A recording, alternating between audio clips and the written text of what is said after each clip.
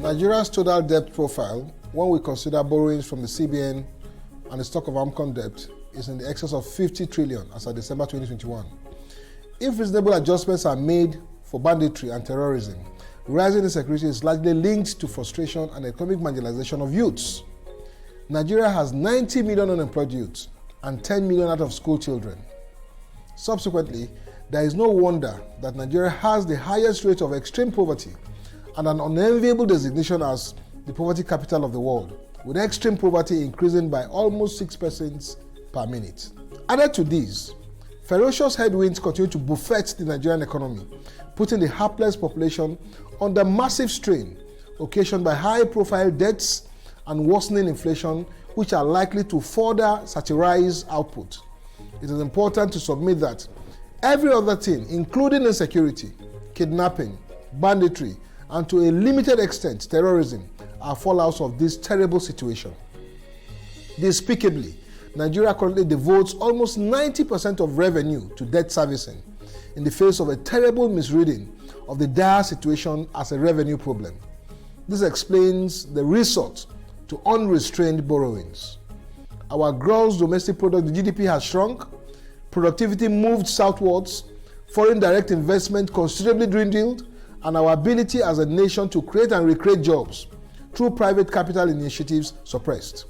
All my years in the academics, business, and economic spheres, I never came across a situation or literature that gave evidence of a country that grew its economy, created jobs, and reduced poverty without enabling the private sector to thrive, and Nigeria cannot be an exception. Clearly, this oblige at best a constrained dashboard of our disturbing socio-economic situation as a people and a country, and on that basis offer two arguments. First, most of our challenges are policy, oversight, override oriented.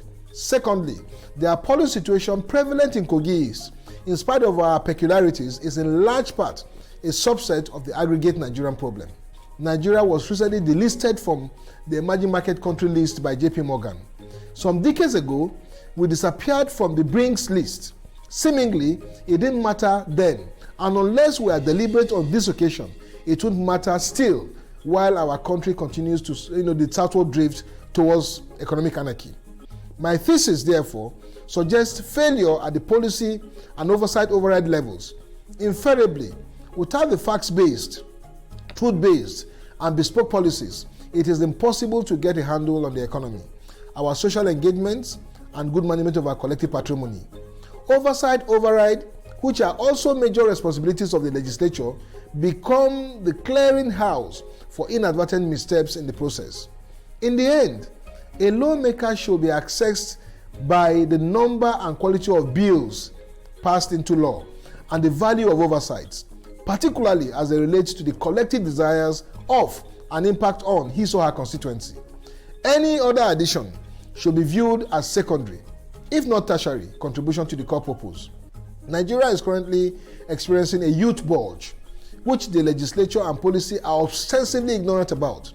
Empirical research suggests that there is strong correlation between poorly managed youth bulge, armed conflicts, poverty, inequality, and underdevelopment. To create employment and engagement for the youth, therefore, is a matter of engendering the conducive enterprise and the educational policies to bring about. China understood the era and moved by initiating policies that helped to harness their youth potential by creating true policies, the encouraging environment within which small businesses could thrive. In the process, 269 million youth population were truly empowered to own and run small businesses. Our mirror challenges in Kogi East are cast in similar mold. Specifically, from the salient issues of unifying our assorted array of interests, creating a common purpose, understanding each other, appropriating our collective failure, and establishing a shared identity, to the more palpable issues of upending extant multidimensional poverty and inequality amongst our citizens and onboarding the Igala-Basa nation into the national equation, we have some demanding tasks ahead. I assure you that I am very prepared for this. My reasonable understanding of the whats, whys, and whens of our prevailing predicaments as a country and as Kogi Easterners, and more importantly, the house required for us to begin our egress out of the woods is our comparative advantage. While I believe that the legislation making, implementation of laws, and observing due oversights are cardinal to birthing the Nigeria and the Kogi we seek, I should add that my assertions, strength, and optimism are premised on the confidence that you shall avail me your huge knowledge, expertise, support, collaboration, and commitment when I assume office as your senator. This is at best a glimmer to my manifesto, which I hope to avail, beginning with a meet and greet in the course of the year. This is just a formal call to action and an avenue to inform you that I wholeheartedly request your support in my desire to become your representative in the 10th National Assembly as your senator.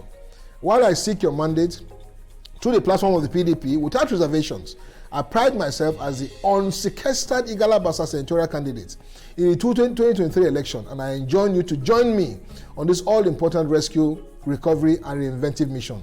I want to thank you so much for listening.